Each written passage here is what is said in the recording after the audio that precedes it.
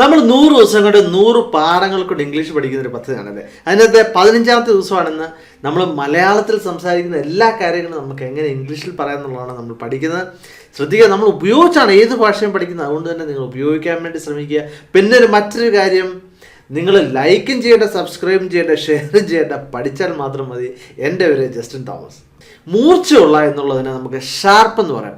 ഒരു മൂർച്ചയുള്ള കത്തി ഇങ്ങ് എടുത്തു തരാമോ? നമ്മൾ സാധാരണ വീട്ടിൽ ചോദിക്കുന്ന അല്ലേ, would you please get me a sharp knife.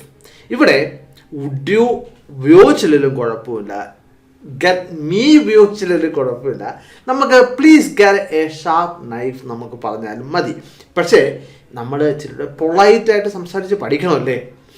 Would you please get me a sharp knife, would you please get me a sharp knife. ഇവിടെ please get me that sharp knife എന്ന് പറഞ്ഞാൽ എന്താണ്? ആ മൂർച്ചയുള്ള കത്തി ഇങ്ങെടുത്തേ. Please get me that sharp knife. നീ എന്താണ് പറഞ്ഞത്? ഞാനൊന്നും പറഞ്ഞില്ല. ഇനി നീ എന്നും അങ്ങെന്നും ഉള്ളതിന് ഇംഗ്ലീഷിൽ ഒറ്റ വാക്കേ ഉള്ളൂ, U.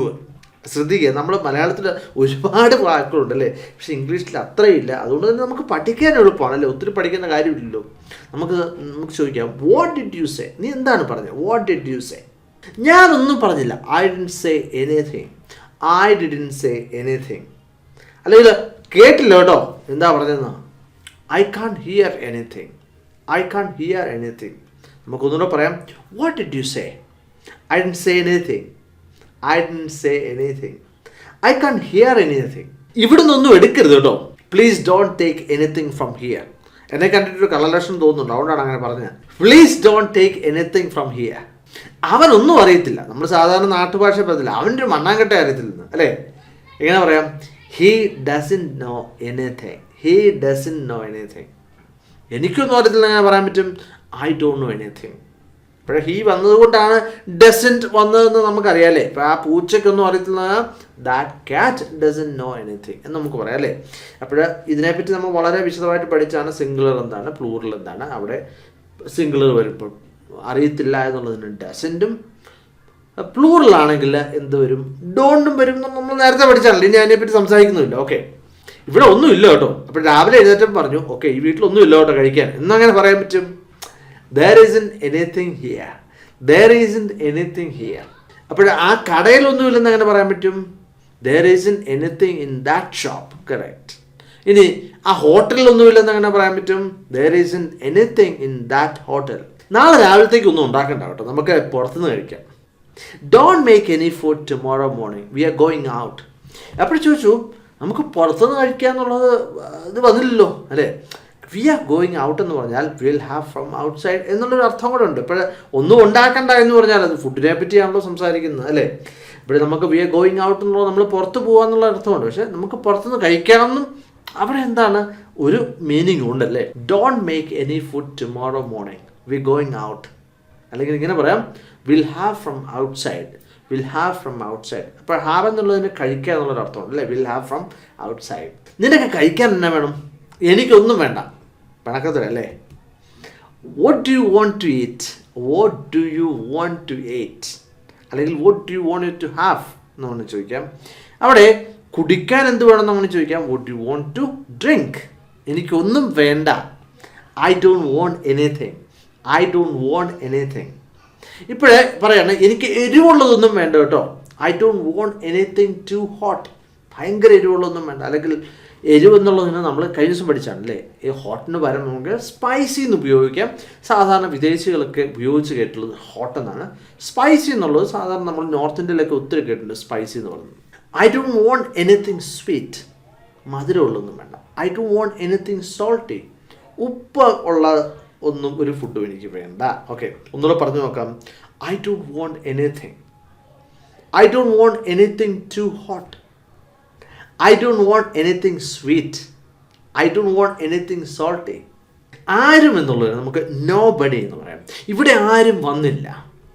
Nobody came here, nobody came here. ഈ വീട്ടിൽ ആരുമില്ല.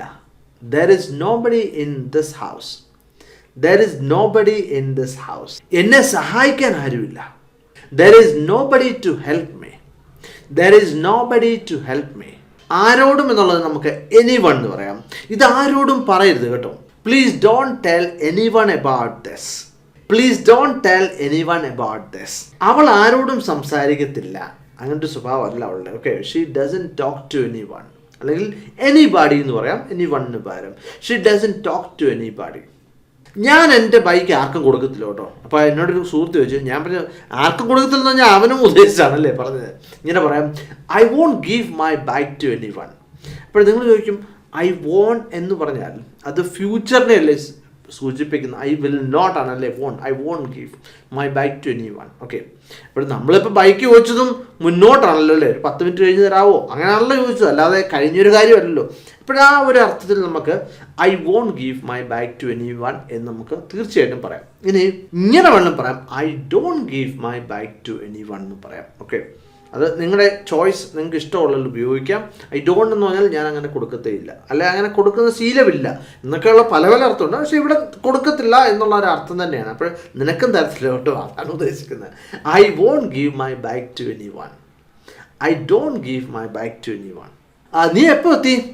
ഞാൻ മിനിക്കാൻ തോന്നുന്നു കേട്ടോ. When did you come? When did you come? I came day before yesterday. അപ്പോൾ മിനിങ്ങാന്നുള്ളത് എന്താണ്? ഡേ ബിഫോർ യെസ്റ്റർഡേ അല്ലേ? Correct. I came day before yesterday. നമുക്ക് മധുരം ഇല്ലാത്തതെന്ന് പറയുന്നുണ്ടെങ്കിൽ നമുക്ക് അൺസ്വീറ്റൻഡ് എന്ന് പറയാം. മധുരം കുറഞ്ഞ എന്നുള്ളതിന് സം വാട്ട് സ്വീറ്റൻഡ് എന്ന് പറയാം, അല്ലെങ്കിൽ വിത്ത് എ ലിറ്റിൽ ഷുഗർ എന്ന് വേണമെങ്കിലും പറയാം. എൻ്റെ കാപ്പിക്ക് മധുരം വേണ്ട കേട്ടോ. Correct. I would like unsweetened coffee. അപ്പോൾ നിങ്ങൾ ചോദിക്കും, ഷുഗർ ഇല്ലാത്തതാണെന്ന് പറഞ്ഞാലും മധുരം ഇല്ലാത്തതല്ലേ? കറക്റ്റ്, അങ്ങനെ ഞാൻ പറയാം. I would like coffee without sugar. അപ്പോൾ മധുരം ഇല്ലാത്തതെന്നുള്ളതിന് നമുക്ക് എന്ത് പറയാം? വിത്തൗട്ട് ഷുഗർ എന്ന് പറയാം അല്ലേ? നമുക്ക് ഒന്നുകൂടെ പറഞ്ഞു നോക്കാം. I would like unsweetened coffee. I would like coffee without sugar. എൻ്റെ കാപ്പിക്ക് സ്വല്പം മധുരം ഇട്ടുതരാം കേട്ടോ. കാപ്പിക്ക് സ്വല്പം മധുരം ഇട്ടുതരാം കേട്ടോ. അപ്പോൾ നമുക്ക് എങ്ങനെ പറയാം? I would like coffee with a little sugar. അപ്പോൾ നിങ്ങൾ ചോദിക്കുക, അത് തിട്ടേരെ എന്നുള്ളതൊന്നും വന്നിട്ടില്ലല്ലോ. അപ്പോൾ ഇതാണ് എനിക്ക് താല്പര്യം എന്നുള്ള പറഞ്ഞു കഴിഞ്ഞാൽ അതിൻ്റെ അർത്ഥം അത്രയും മതി, അത്ര ഇട്ടേരെ എന്നുള്ളതാണ്. അപ്പോൾ നിങ്ങൾ ഇപ്പോൾ കൃത്യമായിട്ട് പറയണമെന്നുണ്ടെങ്കിൽ could you please put a little sugar എന്ന് വേണ്ട നമുക്ക് ചോദിക്കാം. പക്ഷെ ഇങ്ങനെ പറഞ്ഞാലും മതി അല്ലേ? I would like coffee with a little sugar. എനിക്ക് മധുരമുള്ള കാപ്പിയാണ് ഇഷ്ടം. ഞാൻ പറഞ്ഞ പോലെ തന്നെ എൻ്റെ കാപ്പിക്ക് സ്വല്പം മധുരം ഇട്ടേരെ കേട്ടോ എന്ന് പറഞ്ഞത് രണ്ടും ഏകദേശം ഒന്ന് തന്നെയാണ്. അപ്പോഴേ നമുക്ക് ഇങ്ങനെ പറയാം, I would like coffee with sugar. I would like coffee with sugar. എനിക്ക് മധുരം ഇടാത്ത കാപ്പി ഇഷ്ടമല്ല. I don't like unsweetened coffee. I don't like unsweetened coffee. ഇന്നൊരു മഴ ദിവസമാണെന്ന് തോന്നുന്നു. Correct. I think it's a rainy day today. I think it's a rainy day today. ഇന്ന് വലിയ മഴയുള്ള ദിവസമൊന്നുമല്ല. It's not so rainy day today. It's not so rainy day today. It's not raining too much today. It's not raining too much today. ഇന്നലെ നല്ല മഴയായിരുന്നു, അല്ലെങ്കിൽ ഇന്നലെ മഴ പെയ്തില്ല. രണ്ട് രീതിയിലാണ് പറഞ്ഞത് അല്ലേ? ഇപ്പോൾ ഇന്നലെ നല്ല മഴയായിരുന്നു അങ്ങനെ പറയാം. Yesterday was A rainy day. Yesterday was A rainy day. അല്ലെങ്കിൽ ഇന്നലൊരു മഴ ദിവസമായിരുന്നു അല്ലേ? Yesterday was A rainy day. Yesterday it didn't rain. ഇന്നലെ മഴ പെയ്തില്ല. Yesterday it didn't rain. വില കൂടിയ എന്നുള്ളത് നമുക്ക് എക്സ്പെൻസീവ് എന്ന് പറയാം. എക്സ്പെൻസീവ്. ഇപ്പോൾ വില കുറഞ്ഞത് എന്നുള്ളതിന് ലെസ് എക്സ്പെൻസീവ് അല്ലെങ്കിൽ ചീപ്പ് എന്ന് വേണമെങ്കിലും പറയാം. നോട്ട് സോ എക്സ്പെൻസീവ്, വലിയ വിലയില്ല. Not so expensive. This is an expensive watch. അപ്പോൾ ഈ വാച്ചിലുള്ളൂ ഭയങ്കര വിലയുള്ളതാണ്. സത്യത്തിൽ 450 രൂപയുള്ളൂ. This sari is not so expensive. ഇത് വലിയ വിലയുള്ള സാരിയല്ല. This sari is an expensive one. ഇതൊരു വില കുറഞ്ഞ സാരിയാണ്. നമുക്ക് ഉടുക്കുക എന്നുള്ളതിന് നമുക്ക് പുട്ട് ഓൺ എന്ന് പറയാം, അല്ലെങ്കിൽ വെയർ എന്ന് പറയാം. Put on. സാരി ഉടുക്കാൻ എളുപ്പമാണ്. It's easy to wear a sari, അല്ലെങ്കിൽ it's easy to put on a sari. It's easy to put on a sari. അപ്പം നിങ്ങൾ ചോദിക്കും, ഇങ്ങനൊരു വാക്ക് പറയത്തില്ലേ? റാപ്പ് എന്ന് പറയത്തില്ലേ? റാപ്പ്. റാപ്പ് എന്ന് പറഞ്ഞാൽ രണ്ടർത്ഥമുണ്ട്. ഒന്ന് പൊതിയുക എന്നുള്ളൊരു അർത്ഥമുണ്ട്.